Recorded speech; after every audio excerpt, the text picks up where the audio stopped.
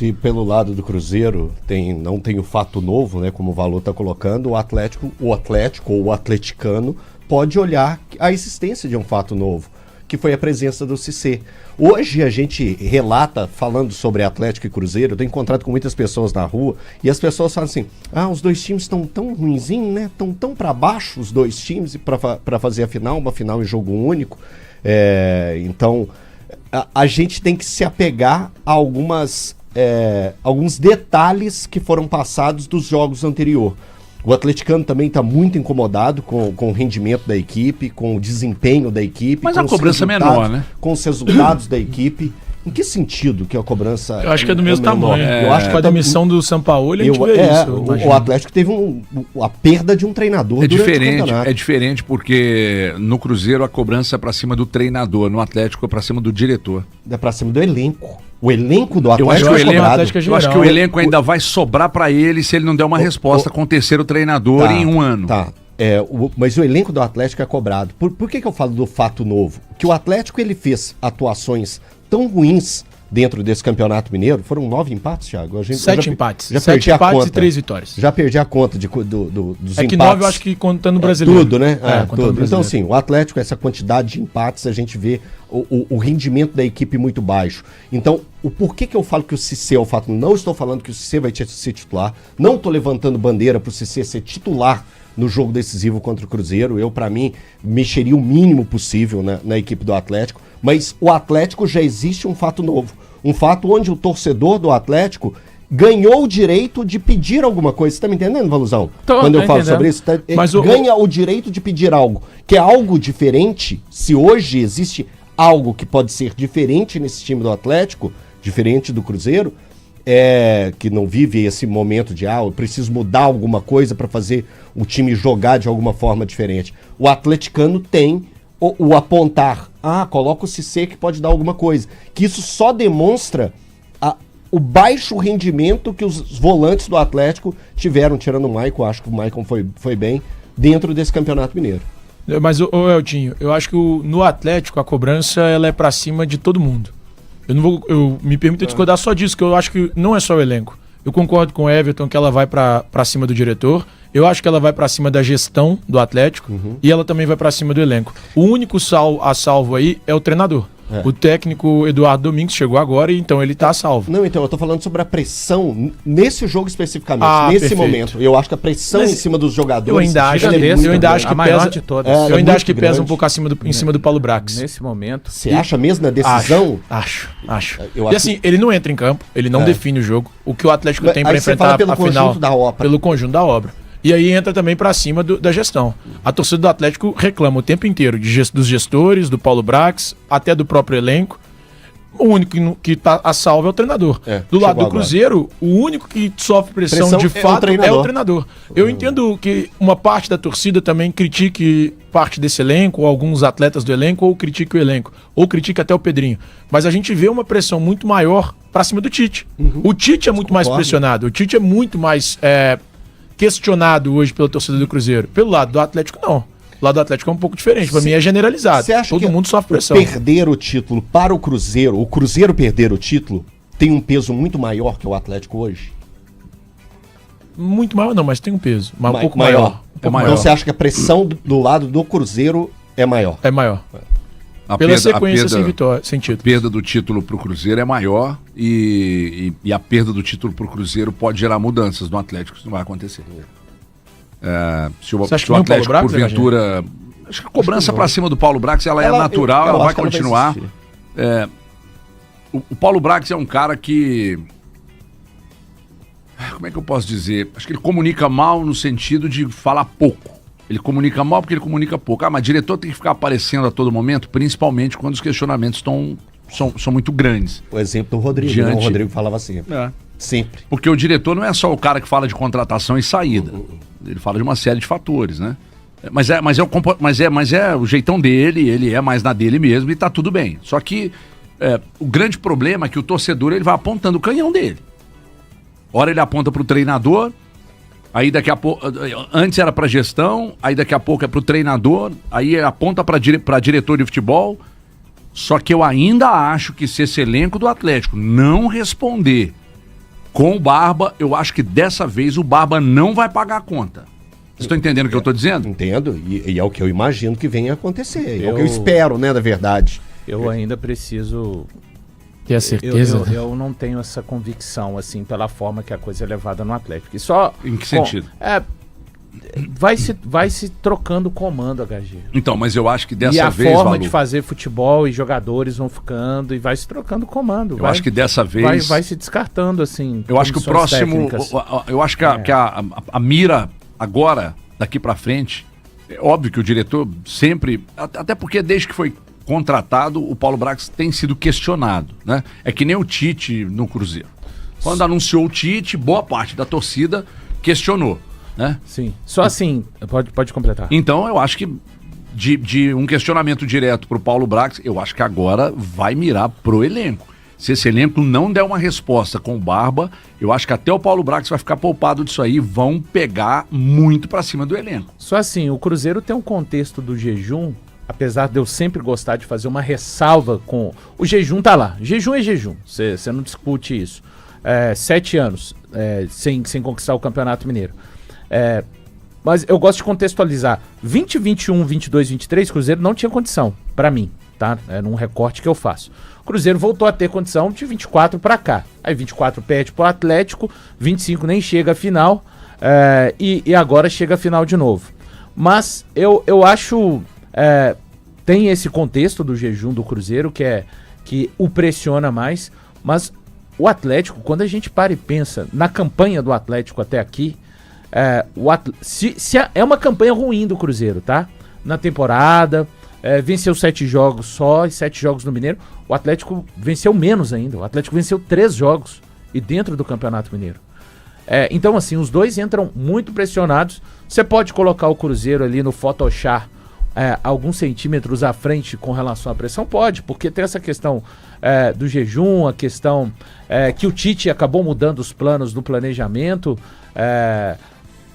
Muda se o Cruzeiro perder, mudanças podem acontecer ainda, o que não acontece no Atlético, mas eu acho que os dois entram muito pressionados assim a vencerem esse título mineiro no próximo domingo. HG, é o que eu penso. Olha, são 11 horas 14 minutos, 11h14, dos 54.562 ingressos da carga total, resta um pouco mais de 8 mil.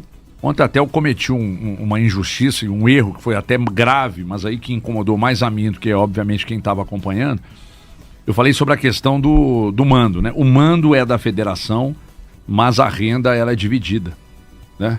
Então, assim, a venda de ingresso, a tal da taxa de conveniência, que é uma desgraceira que inventaram agora, que é um absurdo, porque já te cobram um absurdo pelo ingresso, um absurdo pelo estacionamento. Eu sei que não é todo mundo que cuida, tá? São empresas distintas.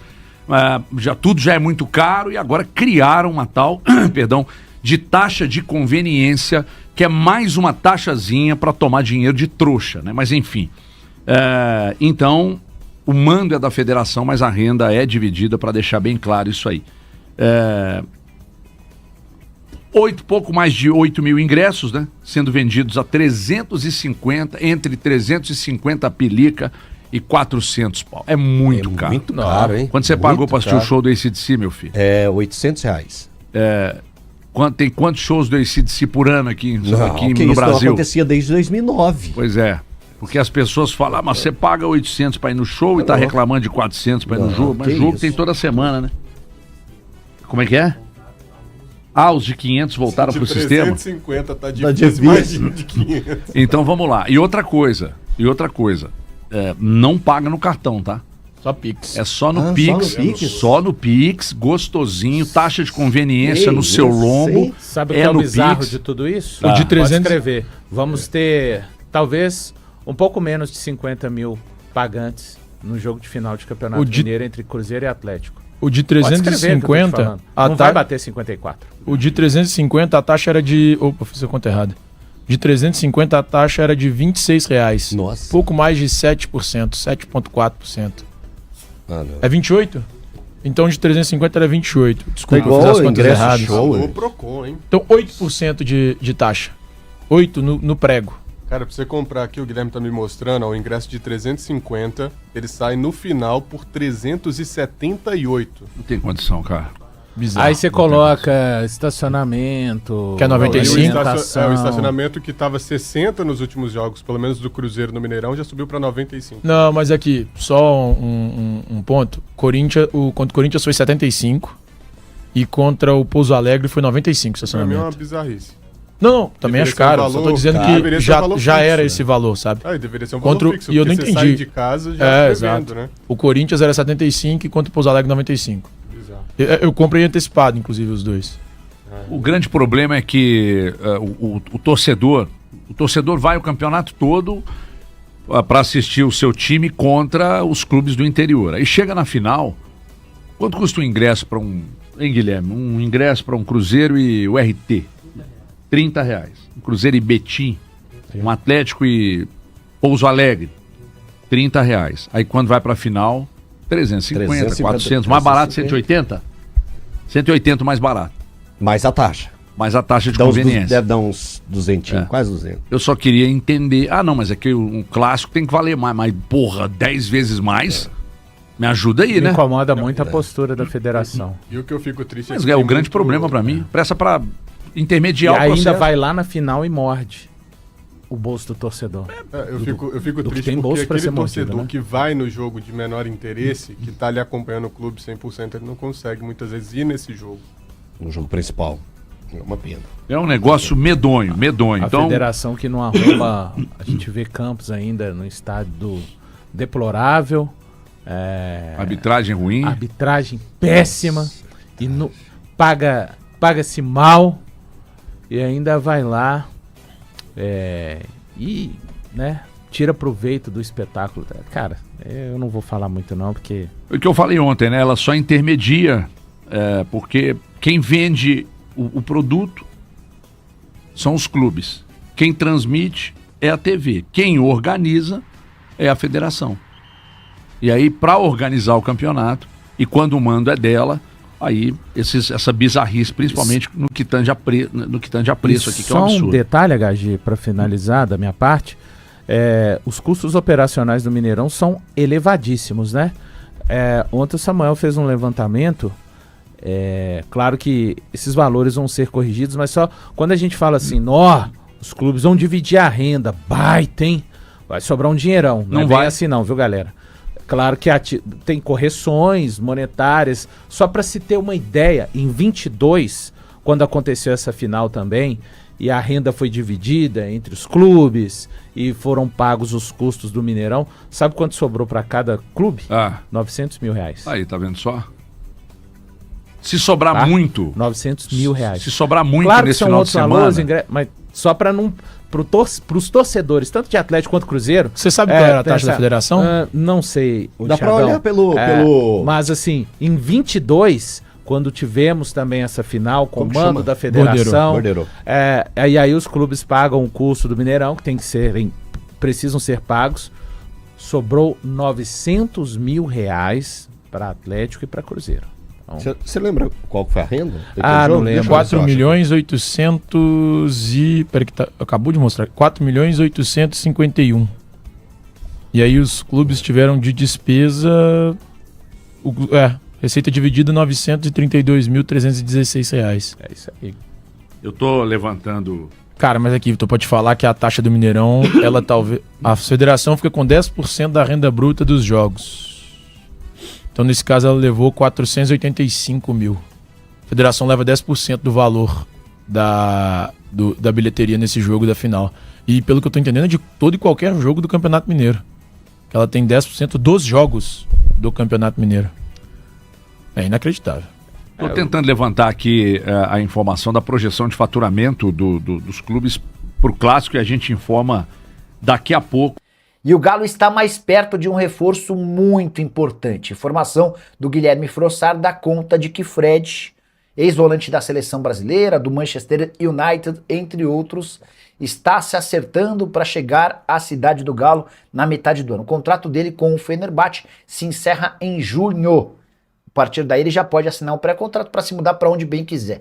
Fred nunca escondeu o carinho e a vontade de jogar no seu clube do coração. Ele, inclusive, no período de férias, costuma ir à Cidade do Galo, já esteve na Arena MRV e, ao que parece, esse sonho está mais perto de ser consolidado. Jogador que atua no Fenerbahçe, 33 anos, temporada atual de 36 jogos, 1 gol e 3 assistências. Titular absoluto por lá. Havia sido comprado do Manchester United por 10 milhões de euros. Repetindo, para ficar com o Fred, o Atlético não precisa pagar absolutamente nada em relação aos direitos econômicos, mas certamente vai precisar pagar um bom vencimento ao jogador que no futebol brasileiro ainda sobra. Quero te atualizar agora sobre a busca do Galo por reforços e também em relação às saídas. Júnior Alonso, zagueiro paraguaio de bastante história no clube, tem negociações fechadas para virar reforço do Atlanta United no meio do ano. O time americano gostaria de contar com o Júnior Alonso agora. O Atlético pediu pela continuidade do jogador pelo menos até julho, quando ele vai ser liberado para defender a equipe dos Estados Unidos. Se tem gente saindo, a busca por reforços continua. O zagueiro Patrick é uma das possibilidades. O Thiago Fernandes, meu amigo e setorista do Galo, afirmou que existem tratativas. O que eu consegui apurar é de que o Patrick, do Novo Horizontino, jogador de 26 anos de idade, titular absoluto do finalista do Campeonato Paulista, foi sugerido para o Atlético Mineiro, para o São Paulo, para o Santos, entre outros clubes. O Galo foi avisado de que precisa pagar 1,5 milhão de euros para comprá-lo. A tendência é que o negócio saia com outro clube. O Atlético gostou da sugestão, mas não avançou, não passou até agora desse oferecimento. E a ideia dos representantes do jogador é de que o Patrick deixe o Novo Horizontino. Não se descarta a possibilidade dele jogar no exterior. Existem alguns movimentos nesse sentido, embora várias das janelas de fora do país já tenham sido fechadas. Só para completar, registrar aqui outra notícia que agitou torcedores do Galo diz respeito a Fred, volante de 33 anos de idade, que pertence ao Fenerbahçe. O jogador tem contrato até junho de 2027 no time turco, mas tem feito enormes esforços para virar reforço atleticano na metade do ano. E existe muito otimismo entre os acionistas do Galo de que esse negócio possa ser sacramentado para que ele, a partir de julho, com uma compensação financeira ao Fenerbahçe, seja contratado. O jogador está avaliado hoje em 6 milhões de euros. É óbvio que o Atlético não vai pagar tudo isso por um atleta de 33 anos de idade, mas existe sim a convicção de que o martelo possa ser batido. O Cebolinha termina em dezembro, a partir de julho ele já pode assinar um pré-contrato. O Cebolinha tem deixado bem claro que não tem a intenção de renovar, mas isso tudo muda, né? Porque, por exemplo, enquanto o Felipe Luiz era o técnico, por mais que viesse jogando bem e estava jogando bem, o Cebolinha não conseguia ter regularidade, não conseguia ter sequência. A impressão que se tinha de que sempre o Plata e o Samuel Lino, por mais que não fizessem nada, sempre estavam à frente do Cebolinha. Isso incomodava bastante o Cebolinha. Agora, com a troca no comando, vamos ver como é que o Cebolinha sai com o Leonardo Jardim, enfim. Meio que reseta toda a situação, né? Todo mundo começa do zero para mostrar serviço para o novo técnico português. Guimarães, Rafael Molina tá por aqui, Fred vem mesmo pro Galo, Alonso de saída no meio do ano. Cara, o Alonso especulam que vai sair desde o começo do ano. Galo contratará 2 zagueiros, Juan fica ou sai. O Juan tem deixado excelente impressão, tá? E aí é uma boa notícia para o torcedor do Galo. Ontem eu estava escutando o boletim do Igor Tebe Assunção, lá na Rádio 98, e o Iguinho estava contando que o Lianco voltou a treinar com bola, né? E existia a expectativa até de que ele pudesse estar à disposição para a final. Aí eu mandei mensagem para uma pessoa, para o pai do Lianco, né? E falei, e aí, tem alguma chance? E o pai do Lianco estava contando que o filho está obcecado com a ideia de participar da final, tá? Tá decidido tá fazendo o possível e impossível, recuperação Natal, Ano Novo, não teve férias, porque ele vislumbrou que se desse tudo certo e o Atlético chegasse à final, talvez ele pudesse voltar justamente na decisão. Que pode ele dar esses presentinhos, especialmente quando o Atlético vence, né? Galo que faz no domingo a final do Campeonato Mineiro contra o Cruzeiro. Muitos problemas com venda de ingressos ao longo do dia, não sei se o Leandro conseguiu ingresso para a decisão do Mineirão, mas muita gente reclamando, tá? Da dificuldade na compra desses ingressos. Obrigadão, Leandro. Daqui a pouco aparece um novo membro. O Tim Mazuco fala sobre Fred no Galo. O Tim, essa informação foi trazida hoje pelo Frossar. O Frossar estava contando que as coisas deram uma avançada.